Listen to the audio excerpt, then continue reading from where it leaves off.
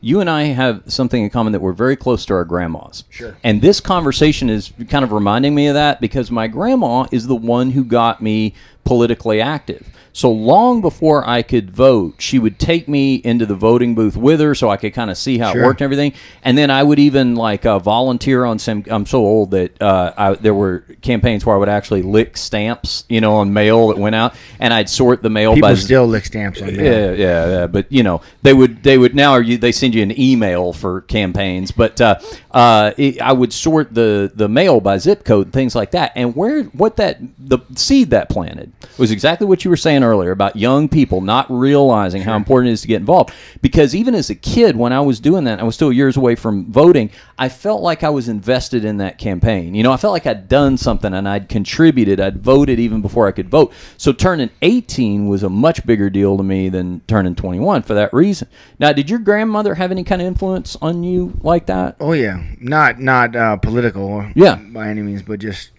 the way I live my whole life, always. Tell me about that, because I see her at the fights and everything, and in fact, I kind of sat in her vicinity at a couple of like post-fight press conferences. She's kind of interesting to eavesdrop on. She always quote Abraham Lincoln saying, "Whatever you do in life, I don't care what you do, be a good one. If you're gonna be a trash guy, fucking be a good one." You know, that's what she always tell me. And another thing was, don't ever paint yourself in a corner. Don't ever like when you're doing your contract with the UFC, don't bow down to them and get yourself painted into a corner where you're stuck, you know. And that was always something that hit home to me. So I always left my way out. Yeah, that's awesome. That's the one thing about if I ever have kids, you know, the one thing that would suck about being an old dad is they wouldn't get to, well, I mean, now they'd have a great grandma and my mom, but you know, I'm widening that gap, you know what I'm saying? So where the kid wouldn't get to enjoy them like the whole time. Actually, that's one point of advice that I give even right now, starting to talk to Bella, but as they get older, talk about not painting yourself in a corner. Yeah. Extremely important in relationships. Sure. And that's why, I mean, you think about it, that's the one area I think that most of us, I personally fucked up on the worst, is that, you know, like when you first meet someone, you put your best foot forward, you put that mask on, you're like, oh yeah, I'm okay with this, I'm okay with that, I'm okay with this, yeah, no problem. Because you just like, as a guy, I'm just like, look, I just want to, you know, like, and now since I've gotten older, I tell the wife, I'm like, no, I'm not cool with that. She's like, really, you've been cool? I'm like, yeah, but I was just trying to get laid. Now I'm like, I'm being me, and it's so much harder to fight your way into like, well, this is what I want. Where it's like, shit, if I just had been honest to begin with, we wouldn't have been arguing. I'd be like, this is acceptable, this is unacceptable. But you know, we paint ourselves in corner in relationships all the time. I think that's a mistake that 99% of people make, is when they start dating somebody, they don't have the confidence in themselves. So what they do is they go, okay, Laura seems to be cool with like the 85% I'm showing her, so I'll just keep the 15% back, and right off the bat, I'm like leading a double life because I'm not really showing you everything. My husband did the opposite. So he's 13 years older than I am, and he was a total asshole when I met him. Oh, yeah? Total asshole. How so? Like, what would he do? Well, he probably didn't learn that, because I mean, like now at 38 years of age, if I had to start over, he was right off the bat, when I met him. My wife, the new one's going to be like, look, this is what I think, this is what I don't think, this is cool. If you don't like it, fucking bounce. I'll find someone who does. You know what I mean? Like, So I mean, but when I was 22 and I met my wife, I'm like, what do you want me to be? You know what I mean? Like, no, I'm cool with that. That's great. Like, what is that? You know I say it jokingly because he wasn't an asshole, but he was you know, he was late 30s, and he, you know, he had lived a single guy life, didn't really see himself getting married. He made me date him for 7 years. So that's another. I mean, when my he ran son, you through the fucking gauntlet, huh? Yeah, he did. When my son is at the age where he might start thinking about that stuff, that is the biggest piece of advice I have, because I did the whole. I got married when I was 23 and was married for 6 months. You know, I did the whole Midwest Christian upbringing. Like, what do you do think after about you get to college? You get married. You know, that's the goal in life. Yeah, because you don't even know who you are. Like, that's one rule. Like, it worked out with me and my wife, but I mean, we've had so many pains through our relationship of being married to a guy who's a world champ fighter, living in Vegas. Different stages. You can only imagine the turmoil and bullshit I've dragged my wife through throughout the years in my 20s, right? And now I'm sitting there going, fuck, if I'd have married her now. I got a pretty good idea. Yeah, she'd be she'd be like, oh, dude, you're the greatest guy in the world. But with so many growing pains, and luckily she was able to be mature enough to sit there and go, okay, well, he's being an asshole right now, but he's going to get his shit together. And goal. But that's why I should, as a man and a woman both, I don't think marriage shouldn't even be in your vocabulary until you're in your 30s. Agree.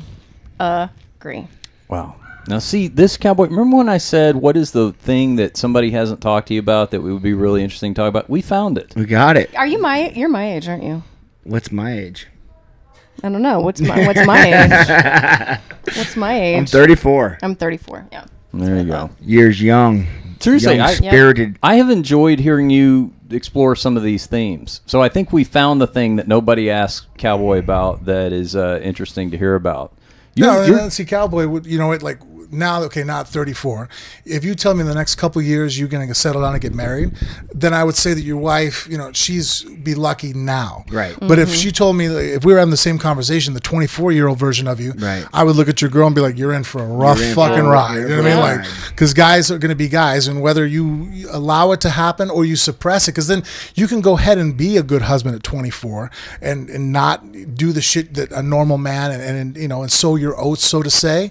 But then, you know what? Those are the same guys I see that resent their fucking wives. And they treat them like shit. Because girls that fall in love with guys like you and I, like alpha males, the things that they fall in love with us for are the things that end up hating us for in the end. That is 100% true. And that's why you have to I'm telling you, my husband, I say this jokingly, but he's an asshole. Like, but I love him in his assholishness. Like, that is what I was attracted to. Also true, though, statistically, though. Is that in your vows? You have a high probability of success in your marriage, because that's one of the things that they look at. They say that on marriages, you know, because nowadays there's always this crisis of why marriages are failing at such a higher rate than ever before in our society, modern society.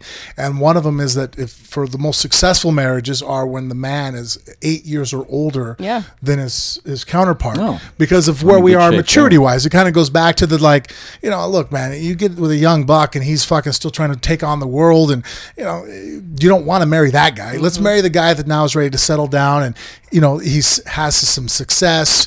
He can put, you know, I mean, like, that's why I'll tell my daughter, like, why would you want to marry a guy who's your age, just out of college? What the fuck does he have to offer? I mean, what the fuck do you have to offer? But if you got a guy who's in his late 30s, it's like he has a home, he has credit score. He's a way better father now than he would have been too. Not so much. He partied, not drugs party, but like was out drinking every night, like made a ton of money early, and sold his company type thing, and was just out at the bar all the time. That was when I met him. He was the guy that was out at the bar and bought everybody drinks. But then, like, he matured into the guy that you were like, yeah. It's funny what you say. What girls love about us, then they want to change about us, and then I make it one step further. I have friends that, like, you know, fucking alpha, and then they find that girl, and that girl domesticates them, and then that girl is gonna go find it. I tell them, like, hey, be careful, man. Your girl still likes alphas. Yes. So you fucking better watch it, because she's going to fucking bounce and find. Then there's that other alpha that walks in and she's like, oh, look at him. I'm like, holy shit, that's what you had, but you domesticated him, you cut his nuts, and now, you know what I mean? Like, well, so I can assure you, I've not domesticated. You have to keep it. My wife makes jokes, but you have to have a certain bite back. You know what I mean? You know, like, no, I'm going to fucking hold my ground here, because if I'm a pussy and you just walk over me, then you're going to fucking leave me for a real man. Now, the opposite has always happened with me, because what happens with me is a girl gets mad at her dad, so she dates me, okay? You do look like the bad choice. Right. Like so she does it to piss off her dad, right? And he doesn't like the idea at first. But then when he gets to know me and he sees how responsible and squared away I am, she loses interest because I'm boring. But then he likes me more than she does. So long after she dumps me, the dad's like, well, honey, now hold on. I think we're being a little hasty here. Seems like a nice young man. Seemed like a great cat.